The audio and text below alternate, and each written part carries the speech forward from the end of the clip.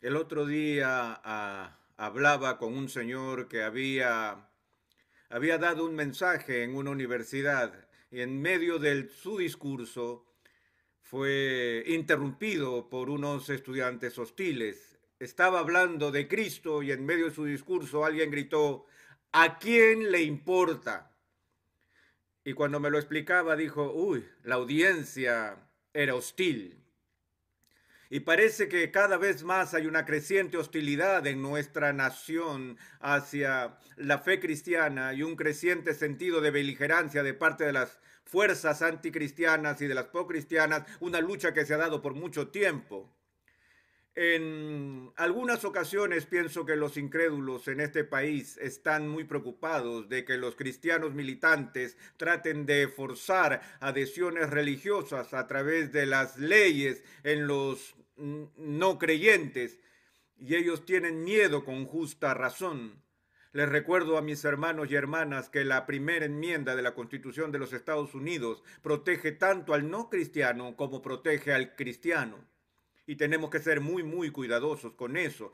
Pero a menudo existe este sentido de molestia y hostilidad dirigido contra los cristianos, contra los ministros, los teólogos, los televangelistas y así sucesivamente. Pero en medio de todo eso, lo que encuentro muy rara vez es que alguien públicamente critique la integridad de Jesús. Pienso, por ejemplo, en un comentario que George Bernard Shaw hizo una vez, donde él estaba criticando a Jesús. Él no era cristiano, y Shaw se refirió de Jesús cuando criticó su comportamiento. Él dijo: hubo momentos en que Jesús no se comportó como un cristiano. Y pensé que había algo de ironía en eso, que cuando George Bernard Shaw quiso criticar a Jesús, no pudo encontrar una norma moral más alta con la cual criticar que el estándar de Cristo mismo. Y como dije, cuando encuentro focos de verdadera hostilidad dirigida contra mí, contra la iglesia, contra la historia de la influencia cristiana, al parecer hay un tipo de restricción acerca de Jesús. De todos los seres humanos que han vivido, dudo que haya habido un ser humano que haya engendrado un respeto más universal por su integridad que Jesús de Nazaret. De hecho, el mundo elogia tanto a Jesús que la pregunta que me queda es esta: ¿por qué, si él era una persona tan maravillosa y tan amorosa y amable y compasiva, ministrando a todo tipo de enfermos y marginados, y una especie de Madre Teresa de su propia generación y aún más, por qué lo mataron? No solo fue ejecutado, sino que las masas clamaron por su sangre. ¿Qué había en Jesús de Nazaret que inflamó las pasiones de la gente, ya fuera a su favor o en contra suya? Me gustaría leer un pasaje del Evangelio de Marcos que creo que empieza a responder esta pregunta en particular. El cuarto capítulo del Evangelio de Marcos, comenzando en el verso 35, leemos esto: aquel día, cuando llegó la noche, les dijo a sus discípulos: pasemos al otro lado. Y despidiendo la multitud, le tomaron como estaba en la barca. Y había también con él otras barcas, pero se levantó una gran tempestad de viento y echaba las olas en la barca de tal manera que ya se anegaba. Y él estaba en la popa durmiendo sobre un cabezal. Ustedes tienen la idea, esto pasa en el mar de Galilea, que es un lugar con un fenómeno topográfico anómalo en Palestina, a causa de un túnel de viento que existe entre el desierto de Transjordania y el mar Mediterráneo. Así que lo que sucede en esta situación geográfica es que hay una especie de túnel de viento que está dirigido al mar de Galilea. Y tormentas de una proporción violenta pueden aparecer sin previo aviso en ese lago. De hecho, yo estaba ya hace unos años atrás y tomé un crucero de excursión por el mar de Galilea, y aún hoy, con el equipo náutico más moderno, los marineros nos decían que todavía vivían con miedo mortal de estas tormentas raras que ocurren aún hoy allí. Pues aquí están los discípulos que eran pescadores experimentados. Ellos habían navegado en ese lago 1000 veces, y una de estas tempestades violentas estalla en medio de la noche. Y las olas son de proporciones gigantescas. El viento está soplando y en cada segundo el barco está en peligro inminente de voltearse y matar a los pescadores. Y mientras tanto, Jesús está durmiendo en el barco. Me disgusta ese tipo de gente. Los he visto en aviones. Estuve en un vuelo donde las azafatas estaban gritando de pánico, donde el avión estaba cayendo 1000 pies por una turbulencia violenta y el tipo a mi lado está profundamente dormido. Y quería sacudirlo y decirle: ¿qué? ¿Es usted calvinista o algo por el estilo? ¿Qué pasa con usted? ¿No se da cuenta que estamos a punto de estrellarnos en cualquier momento? Esas personas de espíritu calmado y tranquilo pueden dormir en medio de todo. Bueno, este es Jesús, profundamente dormido en la parte trasera de la barca. Ahora, la Biblia dice algo fascinante aquí. Dice que los discípulos tenían miedo. Ahora no hay nada particularmente fascinante acerca de eso, pero yo quisiera aplicar eso a algo. Cuando yo estaba enseñando en un seminario de Filadelfia hace unos años atrás, enseñé un curso sobre el ateísmo académico. Y a los estudiantes se les exigía leer las fuentes primarias, los escritos de los ateístas más prominentes de la historia occidental. Yo hice que los estudiantes leyeran las objeciones de David Hume y de John Stuart Mill. Hice que otros estudiantes leyeran las obras de Nietzsche y de Ludwig Feuerbach. Hice que los estudiantes leyeran la crítica que Marx hizo contra el teísmo cristiano, y a Kaufman y a otros, Sartre, Camus. E hicimos estas lecturas y encontramos que los ateos, sobre todo en el siglo XIX y el siglo XX, estaban tratando de responder esta pregunta. Sabemos, ellos dijeron que no hay Dios, pero el problema que aún nos molesta es que, a pesar del hecho de que estamos convencidos de que Dios no existe, ¿por qué es que en la humanidad parece irremediablemente homo religiosus? ¿Por qué es que a donde quiera que vayamos en el mundo encontraremos gente dedicándose a la práctica de la religión? Madeleine Murray respondió a esa pregunta. Ella dijo: eso es porque las masas simplemente se entregan a la superstición y ellos no piensan críticamente acerca de esto, y solo tenemos que educar a la gente aún más. Pero la gente como Freud y Marx y Feuerbach y Nietzsche querían una explicación más sólida, y así al unísono acordaron esto: que la religión surge históricamente de las necesidades psicológicas de las personas, de la fragilidad humana del hombre. Lo único que todos compartimos es nuestra mortalidad. Y entonces, como Freud sugirió y Marx secundó la moción, era que todo ser humano tiene un miedo intrínseco a las fuerzas naturales que amenazan sus propias vidas. Y lo que sucedió históricamente fue que la gente empezó a inventar religiones donde el primer paso en el proceso evolutivo fue imponer la idea de un alma viviente dentro de estas fuerzas, de manera que había un Dios en la tormenta, un Dios en el terremoto, un Dios en la pestilencia. Freud dijo que en el primer paso fue la personalización de la naturaleza. ¿Por qué?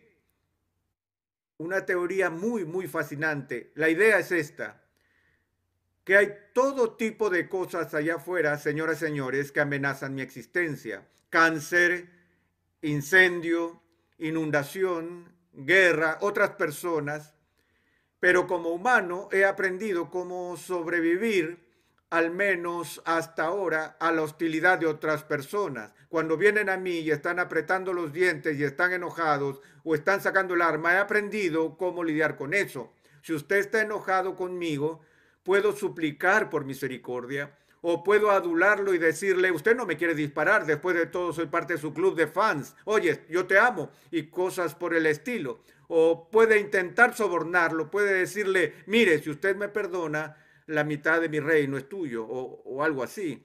Aprendemos estas tácticas de cómo contrarrestar esos ataques personales hacia nosotros. Pero la pregunta que Freud estaba haciendo es la siguiente: ¿cómo se puede negociar con un huracán o una inundación? No se puede suplicar a una tormenta, no se puede sobornar a un terremoto, no se puede adular al cáncer y hacerlo desaparecer.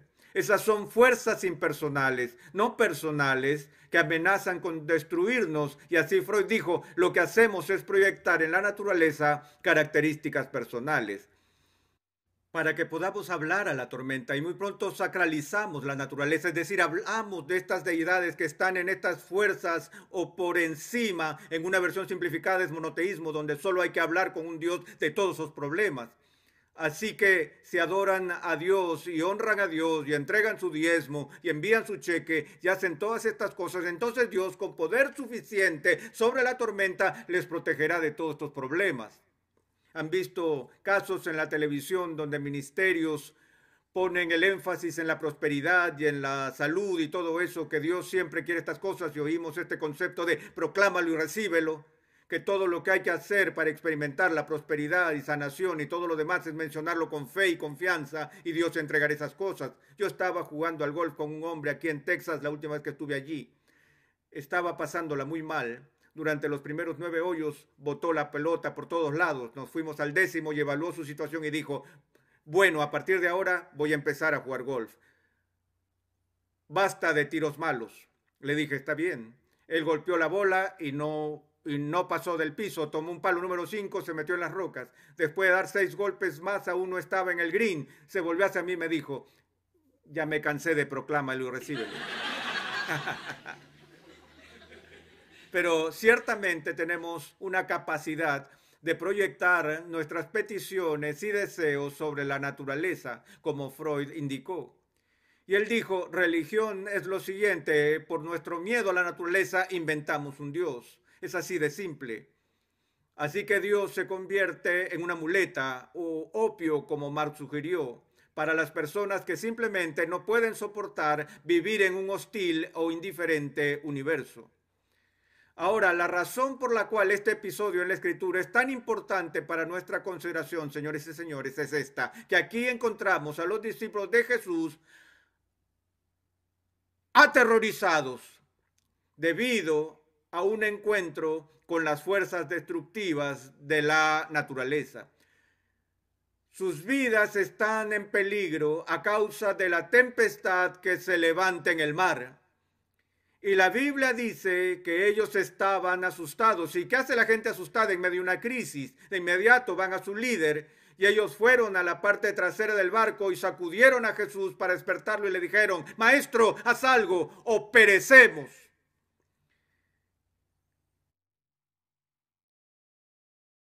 ¿Y qué hizo él? Miró alrededor, evaluó la situación y luego el Señor Dios encarnado, el creador del cielo y de la tierra, emitió una orden verbal, no a los hombres, sino a las fuerzas impersonales de la naturaleza. Se dirigió al mar y al viento y ordenó en voz alta, ¡calla! ¡Enmudece! Y al instante la respuesta del cosmos, en obediencia, se dio así. El mar se volvió como en vidrio y el viento era tan tranquilo que no había ni una brisa en el aire.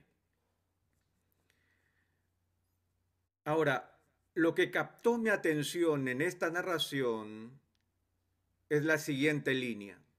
¿Cuál es la respuesta de los discípulos cuando Jesús elimina la amenaza clara y presente de la naturaleza? ¿Acaso dice que lanzan sus gorros al aire de alegría y dicen, oh, sabíamos que lo harías?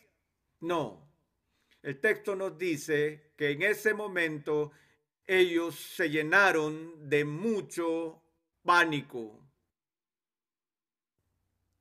Es decir, que en vez de que sus miedos se calmaron y se apaciguaron, sus miedos ahora se intensificaron.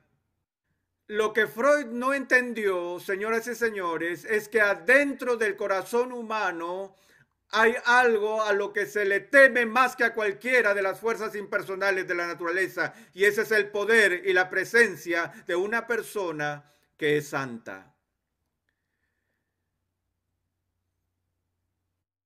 Y ahora los discípulos están temblando y hacen esta pregunta: ¿qué clase de hombre es este, que aún el viento y el mar le obedecen? ¿Se acuerdan que en una sesión anterior hablé sobre la xenofobia? El estar apartados de Dios, esa diferencia de Dios que nos amenaza y nos asusta. Los discípulos dicen, espera un minuto, acabamos de ser testigos hoy de una visualización de un tipo de humanidad que nos es completamente desconocido. Cada vez que ustedes conocen a una nueva persona, el cerebro tantea todo un catálogo de respuestas. Si esa persona sonríe, eso dice una cosa. Si una persona frunce el ceño, eso dice otra cosa. Si son personas altas, tenemos todas esas categorías y catálogos que utilizamos desde nuestra experiencia como seres humanos.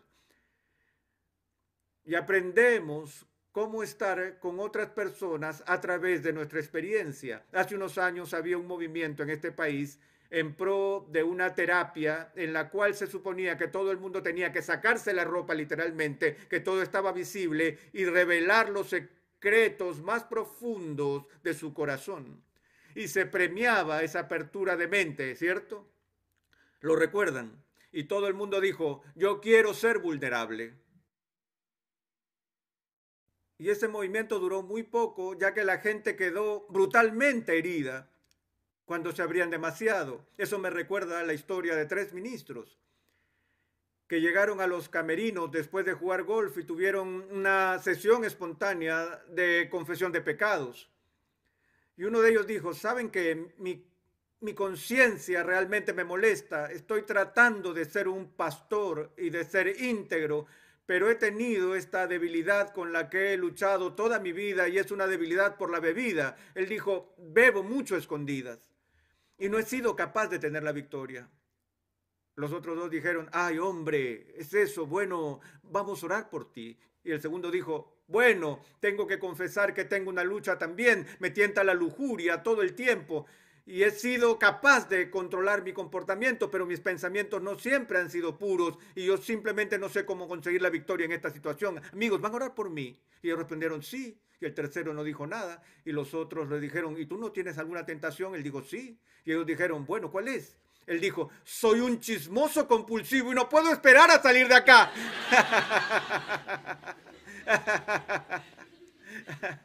eh,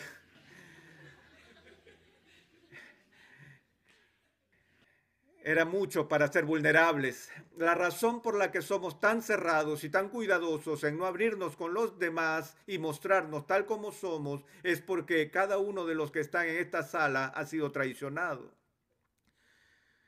Usted derramó su corazón y su alma delante de alguien, ya sea alguien pisoteó toda su alma. Eso le pasa 2 o 3 veces a cada persona y aprendemos a ponernos una coraza encima, ¿cierto? Y no queremos ser vulnerables, ser abiertos, por lo que usamos este mecanismo de cómputo para catalogar y analizar con cuidado a cada ser humano. Esta persona es confiable, esa persona no lo es. Bueno, los discípulos vieron a Jesús y sus computadoras se volvieron locas y dijeron, espera un minuto, no tenemos una categoría para este hombre.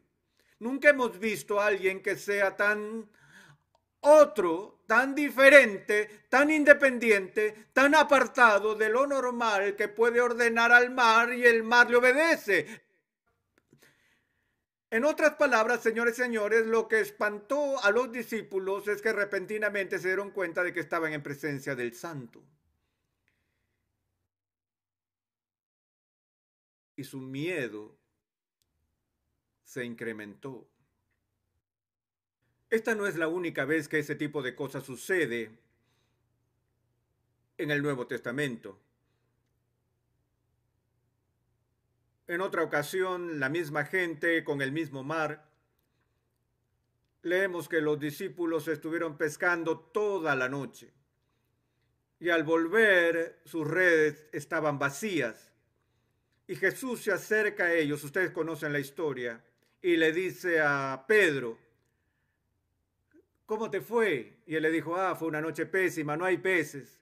Y Jesús le dice, bueno, Pedro, ¿por qué no tomas las redes y las echas al otro lado de la barca? Ahora recuerden que el perfil de personalidad de Pedro que muestra la Biblia es uno que lo describe como alguien impetuoso. ¿Se imaginan lo que Pedro pensó cuando Jesús le dijo que lanzara la red al otro lado?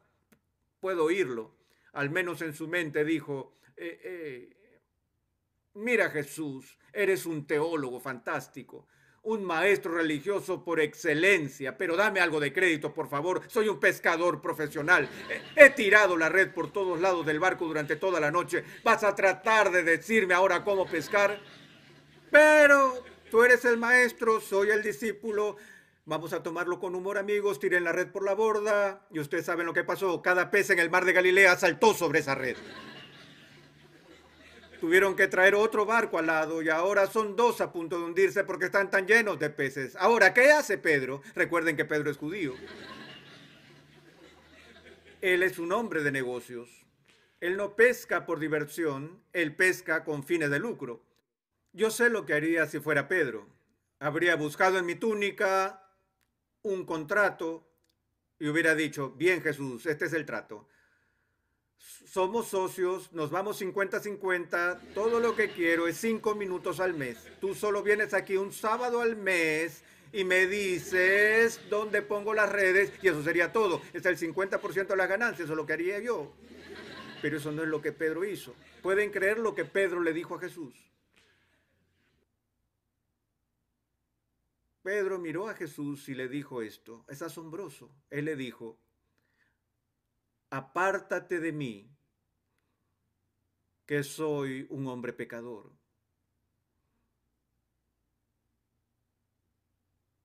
Pedro dijo, Jesús, por favor, vete.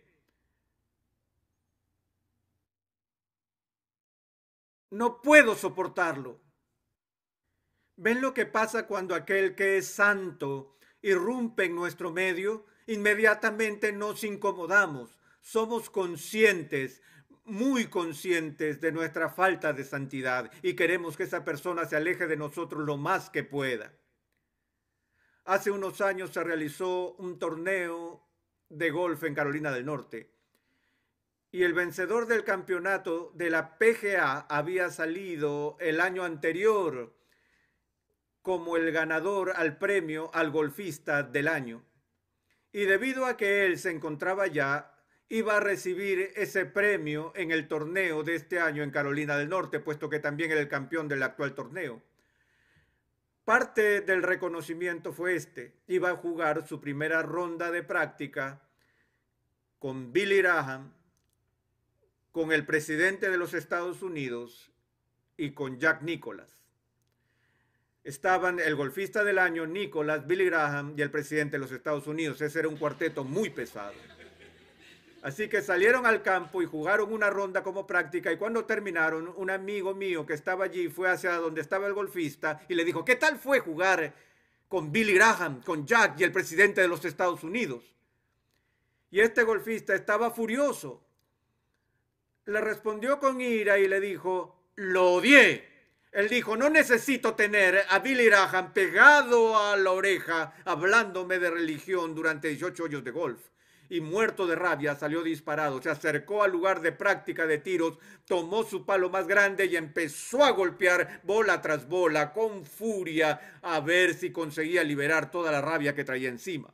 Mi amigo fue hacia él, se sentó muy tranquilo y lo observó hasta que el balde de bola se acabó. Y vino y le dijo, hey, Billy realmente te lanzó la artillería pesada, ¿eh? Y el golfista dijo, no, no. En realidad Billy no dijo ni una palabra sobre religión. Yo solo tuve un pésimo día. La Biblia dice que el impío huye cuando nadie lo persigue.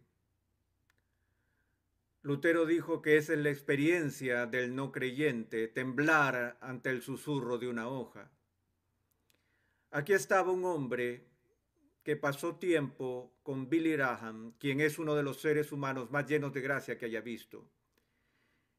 Y Billy Graham no tuvo que decir una palabra sobre el cristianismo para que esta persona se sintiera incómoda.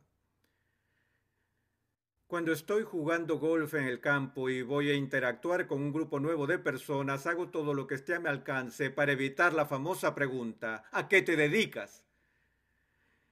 Ya que todo lo que tengo que hacer para acabar con la diversión de las personas en ese momento es decir, soy un ministro. Así que trato de evadir la pregunta diciendo, bueno, soy un escritor y que escribes muchas cosas, o digo, estoy en el negocio de los seguros, ustedes saben, o cosas así. No porque me da vergüenza de ser lo que soy, sino porque no quiero arruinarle su día, ya que tan pronto les diga que soy un ministro, entonces empiezan a retirarse y dan todas esas disculpas por su lenguaje. Las personas se sienten incómodas. Imagínense a alguien que esté incómodo enfrente de mí. Eso es ridículo, pero las personas se sienten incómodos en nuestra presencia, no porque seamos santos, sino porque representamos al que sí lo es.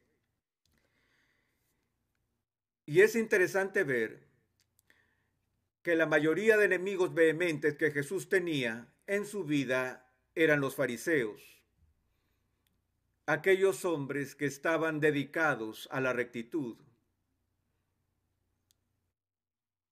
Ellos eran los santurrones. Y la gente que estaba más cómoda con Jesús eran los pecadores marginados. Eso era porque no tenían ilusiones sobre su propia rectitud. Pero aquellos que se enorgullecían de su pureza moral, cuando Jesús vino, los expuso, mostró su impiedad. Porque cuando llega la luz, las tinieblas no pueden estar en su presencia. Cuando Pedro le dijo a Jesús, por favor vete, Jesús no se fue. Para el gozo eterno de Pedro, Jesús no hizo caso a esta invitación. En vez de eso le dijo, Pedro, ven acá. Tú ven a mí. ¿Estás agobiado? ¿Estás cargado? Yo te voy a dar paz. Ven, señoras y señores, el secreto peor guardado en todo el mundo está bien escondido, pero es algo terrible que sigue oculto. Se trata de la invitación a venir a la presencia de un Dios santo. Sartre dijo en sus escritos que la última cosa que él hubiera querido hacer era presentarse ante la mirada implacable de un Dios santo. Sin embargo, David, después de haber sido sometido al escrutinio de Dios, le dijo al Señor, examíname, oh Dios, y conóceme. El secreto que el cristiano lleva a todas partes con él es el conocimiento de que el único lugar donde realmente podemos ser vulnerables, el único lugar donde podemos estar cómodos, donde podemos estar desnudos sin temor, es en la presencia de Cristo. Tenemos que llegar a entender que a pesar de que tenemos incorporada esa antipatía y ese miedo hacia lo santo, Y aunque reconocemos que no somos santos en Cristo, señoras y señores, somos bien recibidos. El apóstol nos dice que los primeros frutos de la justificación de una persona son dos cosas: la paz con Dios y el acceso en su presencia. Estoy seguro que hay gente en esta habitación ahora mismo y otros que verán la grabación de esta serie que no tienen paz con Dios, que todavía están diciendo como Pedro: por favor, vete, Jesús, tú me haces sentir incómodo. Y yo le digo a usted, le suplico que si ha estado escuchando esta serie sobre el carácter de Dios, considere un par de cosas. Uno, que no hay escape posible, jamás, de la santidad de Dios. Vas a tener que tratar con Él ahora o en algún momento. Por lo que le pido que ahora mismo lo resuelvas.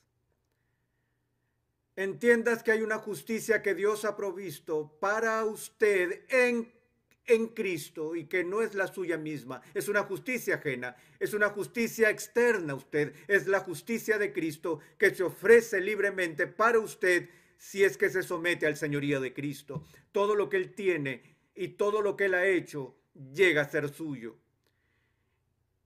Y las peores tormentas de la ira divina que se puede imaginar son silenciadas para siempre. Y Dios declara la paz. Y usted experimenta la experiencia de Isaías cuando oyó la palabra de Dios que dice: he aquí, tu maldad ha sido quitada. Ser cristiano es ser perdonado. La esencia de la fe cristiana es la gracia. La esencia de la ética cristiana no es arrogancia, sino gratitud.